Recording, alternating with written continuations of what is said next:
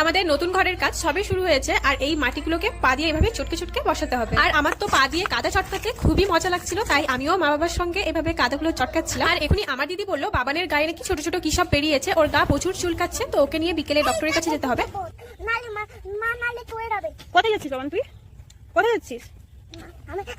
বাবানের গায়ে প্রচুর চুলকাচ্ছে, বেচারা খুবই কষ্ট পাচ্ছে, তাই ওকে আজকে ডক্টরের কাছে না নিয়ে গেলেই নয়। তাই বাবান আর আমি আর দিদি তিনজন মিলে ডক্টরের কাছে যাচ্ছি।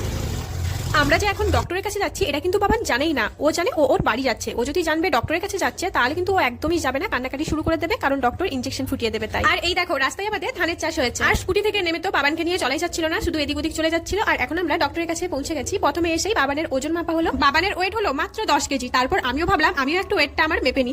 আমার ওয়েটটা ছিল, ছাড়ো বাদ দাও, শুনলেই কান্না চলে আসবে। এরপর বাবানকে ডক্টর দেখলেন, শর্ত একটাই, ইনজেকশন বের করা যাবে না। তারপর প্রেসক্রিপশন হলো, যতক্ষণে বাবানের মা ঔষধ আনছিল ততক্ষণ বাবানকে দেখো রাজা মহারাজের মতো ঘুমিয়ে আছে। এরপর ভাবলাম বাবানকে আজকে একটু